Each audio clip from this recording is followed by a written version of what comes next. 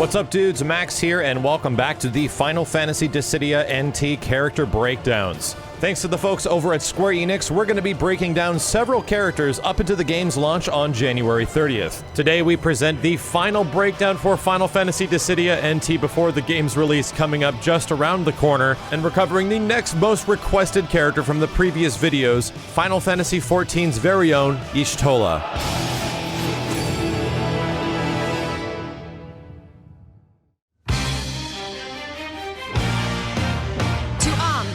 No quarter. In somewhat similar fashion to a previous breakdown where we covered Ace, SHTOLA is intentionally not a combo character and specifically designed to help out your team and pester the opponent from a distance. She does this with long-range projectiles and a huge variety of traps that she can put across the screen. So let's start covering those bravery attacks. SHTOLA's grounded bravery attack is Stone. This also debilitates the enemy's movement speed by 20% for 5 seconds if it does land. However, it can be kind of slow, so using her neutral aerial bravery attack, which is Ruin, comes out a bit faster and allows you to repeat the attack over and over again quite a bit more. This is definitely your main go-to pestering attack from a distance. If you press towards with the bravery attack on the ground, you get Virus. This is an orb that travels over to the opponent, and if it lands, it rends the attack and defense by 10%. This goes on for several seconds and can be very annoying to deal with.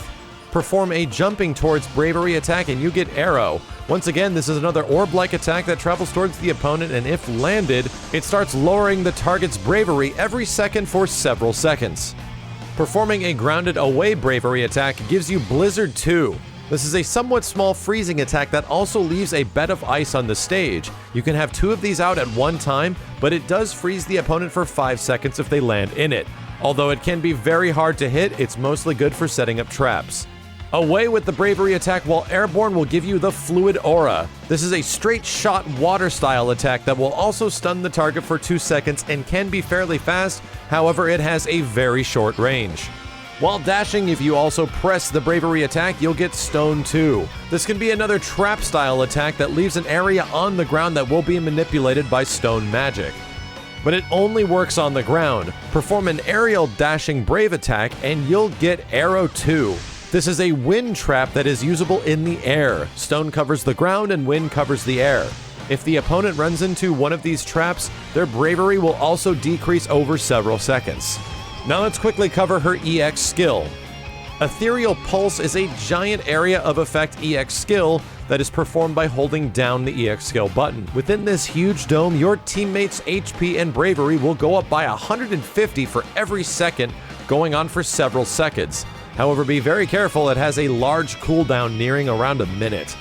Now let's do some damage with HP attacks. Burst Holy is easily one of SHTOLA's most unique HP attacks in Final Fantasy Dissidia NT. This is a close-range trap-based HP attack that you place on the screen up to 4 at a time. The area of effect on these is rather big as well, and imagine pinning your opponent within a small area. If it lands, you'll also drop your enemy's movement speed by 20% upwards of 15 to 20 seconds.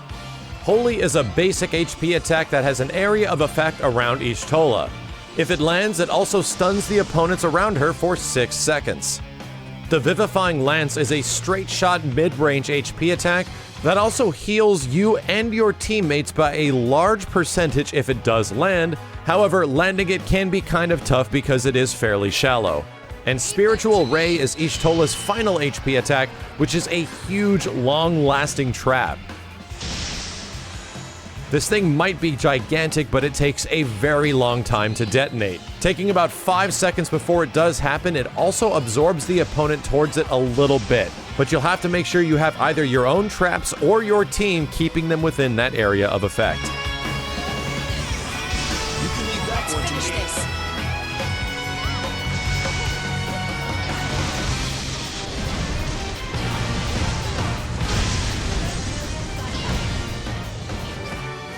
It was an immeasurable honor to fight alongside you. That about does it for SHTOLA, a much different character than I was used to throughout the rest of the roster, kind of similar to Ace, but I'm glad we covered this one because my wife was very much looking forward to playing this character, and with a little bit of luck, this guide will help her out when getting started with Dissidia NT. As always, dudes, thank you a ton for checking out these breakdowns. I'll have more coverage of Final Fantasy Dissidia NT dropping at the end of the month when the game does drop as well, and we'll be doing coverage of the story mode, online matches, everything you would kind of be used to. My name is Max, and I'll see you next time.